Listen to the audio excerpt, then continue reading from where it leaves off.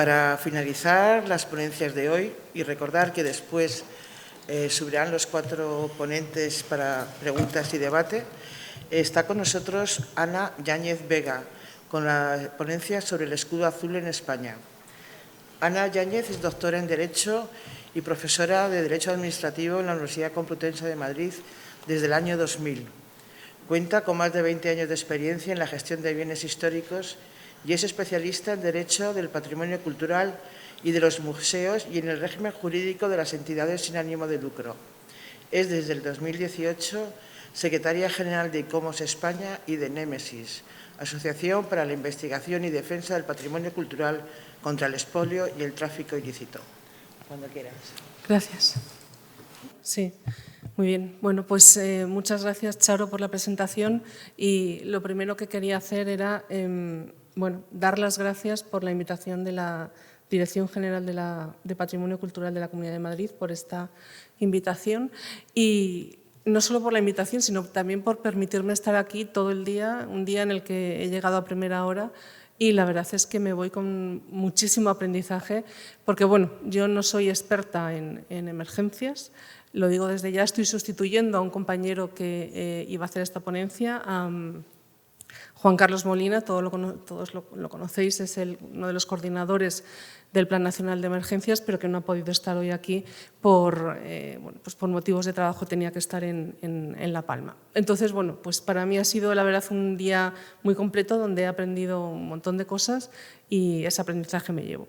Y luego empiezo también con unas disculpas porque me vais a perdonar, es que en mi presentación yo soy de Derecho y el tema de las imágenes como que no lo tengo interiorizado. Entonces, bueno, aunque he tratado de hacer una presentación que no sea ni muy larga ni aburrida, pues, en fin, desde luego no vais a ver las imágenes que habéis visto hasta ahora. Dicho esto, voy a comenzar y antes de entrar en la presentación y en lo que es el escudo azul, simplemente, como estoy en representación de ICOMOS España, una muy breve presentación de lo que es ICOMOS España. ICOMOS España es una asociación de utilidad pública. Hemos conseguido esa declaración de utilidad pública hace 1 año y medio, que nos reconoce como una entidad que no solamente trabajamos para nuestros socios, sino también para, digamos, un interés general, en nuestro caso la conservación del patrimonio cultural. Sabéis que ICOMOS España está formado por profesionales del patrimonio de todos los tipos. Hay desde arquitectos, urbanistas, economistas, historiadores del arte, de bellas artes, juristas, de todo tipo y todas las profesiones que me dejo, ¿no? Ingenieros, etcétera. Y de alguna forma trabajamos a 2 escalas, ¿no? Trabajamos a escala nacional. En muchos países, en más de 100 países, hay comités nacionales de ICOMOS, nosotros somos el de España, y luego trabajamos también, y lo digo porque esto ya enlazo con la presentación, trabajamos en comités internacionales que están, digamos, divididos por temáticas. Y justamente hay un comité internacional de riesgos y emergencias compuesto por personas de numerosas partes del mundo, y ahí desde luego se está trabajando el tema de los riesgos, no solamente de las emergencias entendidas como, bueno, los incendios, las inundaciones, todos esos ámbitos que hemos visto a lo largo del día de hoy, sino también muy en relación con lo que ha expuesto Soledad de los riesgos antrópicos, de los riesgos medioambientales y otra serie de riesgos. Bueno, dicho esto, comienzo mi presentación explicando, aunque probablemente todos lo conoceréis ya, qué es el Blue Shield International, que es la organización a la que bueno, ahora veréis cómo está conformado el Comité Español, ¿no? Blue Shield International es una organización internacional, independiente, neutral y no gubernamental y sin ánimo de lucro. Eso, digamos, que la aparta o la separa o la diferencia de una administración pública y la diferencia también de organismos como la UNESCO o como otros con los que tenemos muchísima relación, pero no coincidimos en esa naturaleza jurídica, ¿no? Y digamos que el objetivo que tiene es proteger el patrimonio cultural en los conflictos armados y en las catástrofes de origen natural o de origen humano en todo el mundo. Digamos que esa es la finalidad esencial, ¿no? Se trabaja en los conflictos armados. Ahora veremos, o haré un apunte respecto del tema de la prevención, ¿no? Aunque trabajamos en patrimonio cultural, la verdad es que entendemos ese patrimonio cultural en un sentido amplio. Antes lo ha comentado Cristina, ¿no? Esa necesidad de hacer una simbiosis o hacer una unión entre el patrimonio cultural y el natural. Blue Seal trabaja no solamente en centros urbanos, sino también en cualquier parte y, por tanto, en elementos que son paisajes urbanos y paisajes culturales que están fuera de las ciudades, y en ese sentido se está haciendo un esfuerzo por, digamos, componer esa imagen del patrimonio cultural no como algo separado del patrimonio natural, sino como algo, digamos, vinculado, ¿no? Y también, digamos, que entendemos el patrimonio cultural. Antes he visto también que Soledad hacía alusión al cibercrimen, ¿no? A ese tierra, mar, aire y el ciberespacio. Bueno, pues desde Blue Seal International también se trabaja en esos ámbitos de multimedia, no solamente del patrimonio clásico, sino también de otros tipos de patrimonio, ¿no? En todo caso, lo he resaltado ahí en azul, digamos que esta es una de las premisas en las que trabaja el escudo azul, es la protección de las personas, está intrínsecamente unido a la protección de los bienes culturales, ¿no? ¿Cuándo se constituye Blue Seal International? Bueno, pues no hace tantos años, en 1996, aunque a lo largo del tiempo ha sufrido una remodelación muy importante en 2016, y eso ha sido una de las causas, ya os lo explicaré después, por las que la conexión del Comité Español con el Comité, digamos, con el Comité Internacional todavía no está hecha, ¿no? Se constituye en 1996 y se constituye por las 4 grandes organizaciones internacionales, digamos, sin ánimo de lucro, que hay a nivel mundial, ¿no? El Consejo Internacional de Archivos, el Consejo Internacional de Museos, el Consejo Internacional de Monumentos y Sitios y el de asociaciones de bibliotecarios y bibliotecas. Esas son, digamos, los 4 componentes esenciales de Blue Seal, y además lo que te obliga a que en cada país estén presentes para poder constituir los comités nacionales. ¿Cuáles son los objetivos de Blue Seal International? Bueno, pues en primer lugar, y al igual que ocurre con ICOMOS, el Blue Seal, igual que ICOMOS, no es una asociación sin más, es una asociación que tiene un mandato expreso proveniente de una convención internacional por parte de la UNESCO, y eso es una de las características que le da un cierto carácter a este tipo de organizaciones. En el caso de Blue Seal International, es el segundo protocolo de la Convención de La Haya de 1954 el que da esa carta de naturaleza a esta organización. En el caso de ICOMOS es la Convención de Patrimonio Mundial, Cultural y Natural, la que nos da esa carta de naturaleza. ¿Y cuáles son los objetivos principales? Bueno, pues os podéis imaginar, proteger el patrimonio en esos momentos de conflicto armado y de catástrofes, pero si lo podéis leer en la diapositiva, esta es lo que os decía, es la típica diapositiva de un jurista, ¿no? Donde no hay más que letra y pequeña además, pero os quería que vierais en un pantallazo cuáles son esos objetivos, y yo creo que ahí se puede ver que hay esa parte de objetivos que son de intervención en los conflictos armados y en las catástrofes, pero también una parte importante de prevención y, como ha dicho Pablo esta mañana, también de previsión, ¿no? Es decir, de concienciación y de trabajo, como en todo caso pone de manifiesto la Convención de La Haya, de trabajo preventivo en épocas de paz. Es decir, hay esa parte de intervención en los conflictos y hay ese trabajo, digamos, esencial y de fondo de armario, que es trabajar en tiempo de paz para que cuando se produzca el conflicto, cuando se produzca la catástrofe, se pueda intervenir en buenas condiciones.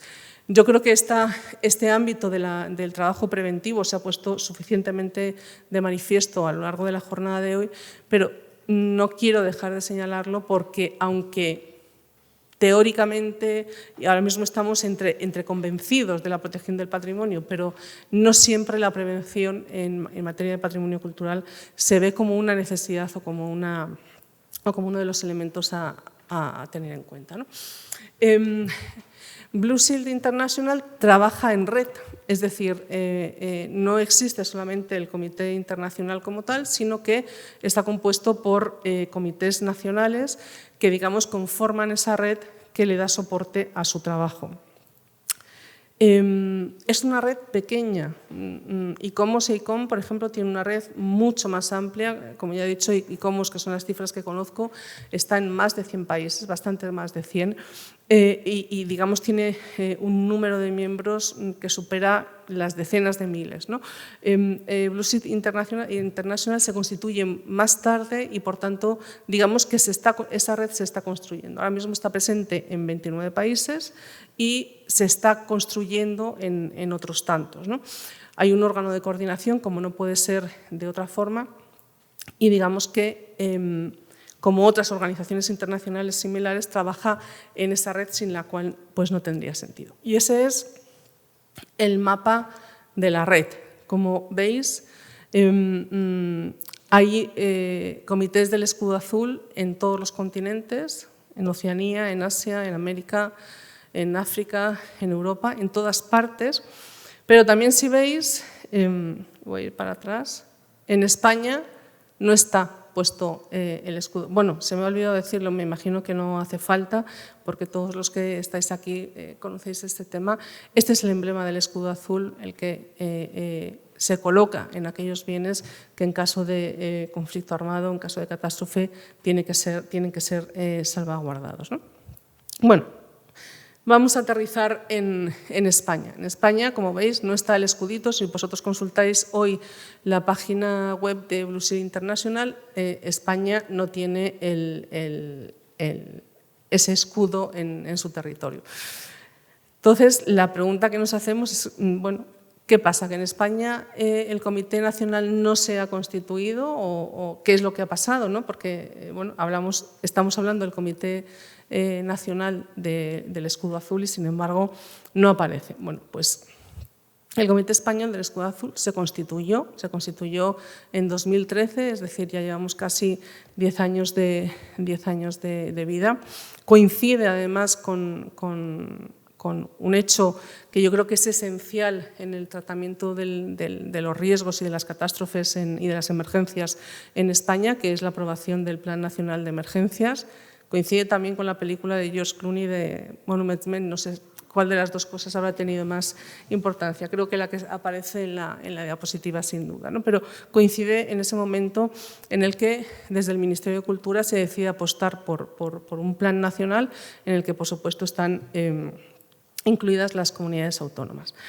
El Comité Nacional no está incluido en el Blue Shield International porque ha habido algún tipo de cortocircuito, por lo que hemos podido saber, algún tipo de cortocircuito entre el momento en el que se constituyó el Comité Nacional, que se constituye en 2013. En 2016, Blue Shield International tiene una remodelación muy fuerte porque se funden dos entidades y hay un cambio importante en su dirección, en su concepción, en su sede. Y aunque desde el Instituto del Patrimonio Cultural de España se tramitaron los papeles y, de hecho, tenemos documentación en ese sentido, en Blue Shield International dicen que son papeles que no les han llegado. Bueno, ahora, esa es la explicación de por qué no está el escudo en la página web de Blue Shield International, aunque, como os digo, el comité está constituido desde el año 2013. ¿Quién constituyó en su día, en 2013, este Comité Nacional? Bueno, pues lo tenéis en la pantalla: el Ministerio de Cultura y Deporte, el Ministerio del Interior, la Cruz Roja Española y luego las 4 organizaciones que necesariamente el escudo azul obliga a tener presentes, que son ICOMOS, ICOM, archivos y bibliotecas como organizaciones. Esos son, según el acta de constitución del año 2013, quienes fueron los organismos que crearon este Comité Nacional, ¿no? No tenemos, ahora también volveré sobre eso, no tenemos una norma que regule nuestro funcionamiento, con lo cual también estamos ahora en ello, ya os lo comentaré ahora un poco más adelante.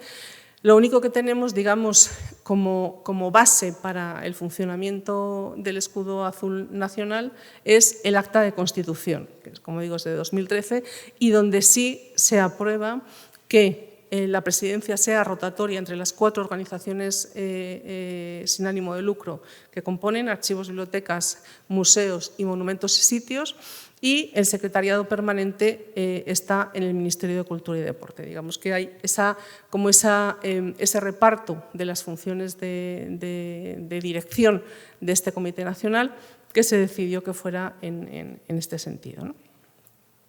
Bueno, ahí aparece por qué no aparecemos en la lista, ya os lo he comentado. Y bueno, desde diciembre de 2019, ICOMOS España tiene la presidencia de este Comité Nacional del Escudo Azul. Anteriormente lo ha tenido ICOM durante, yo creo que ha sido la única presidencia que ha habido. No sé si hay alguien de ICOM en la sala que me corrija, pero creo que la única presidencia que ha habido ha sido la de ICOM y ahora hemos recogido el testigo ICOMOS. Nosotros nos hemos, en principio, fijado 2 objetivos a corto plazo, que era generar una página web donde se incluyera toda la actividad que hace el comité, que es una actividad que ha sido desigual a lo largo de los años, y luego la tenéis ahí por si en algún momento la queréis consultar. No pincho porque me han dicho que en la sala hay mala conexión con Internet, pero ahí la podéis consultar. Y luego la inscripción en Blue Seal International, que es en lo que estamos en estos momentos. Llevamos 6 meses de contacto con la presidencia del Comité Internacional y nos han explicado que no tienen los documentos, que sí que tienen algún tipo de documentación, pero no lo suficiente como para que se haya producido la inscripción.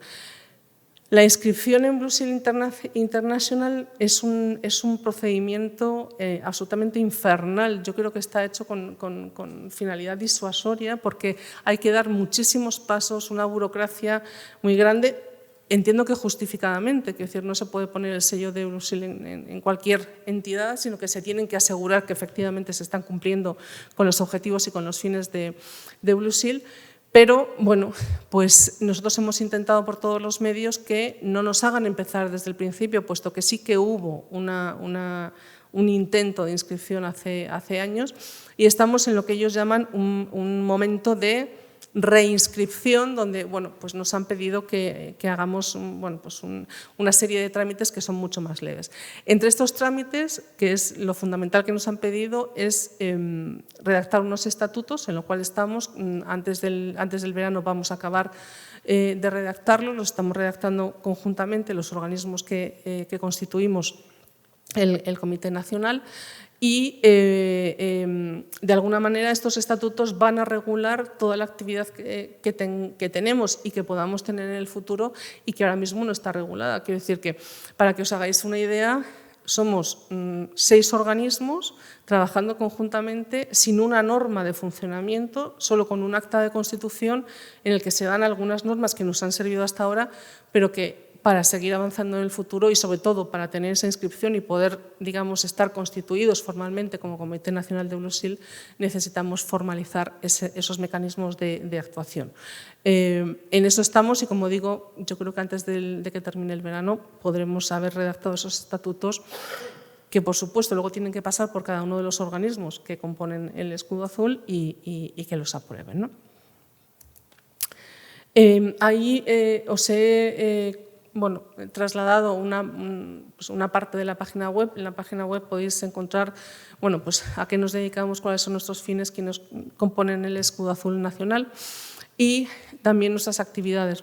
Para que veáis, no me he remontado muy atrás, hay actividades desde antes y ahí podéis ver también un ejemplo de los proyectos que nosotros llevamos a cabo. Por ejemplo, el proyecto Promehed o, por ejemplo, la herramienta digital para la recogida de datos y evaluación de daños, que es algo de lo que no hemos hablado y ahora volveré.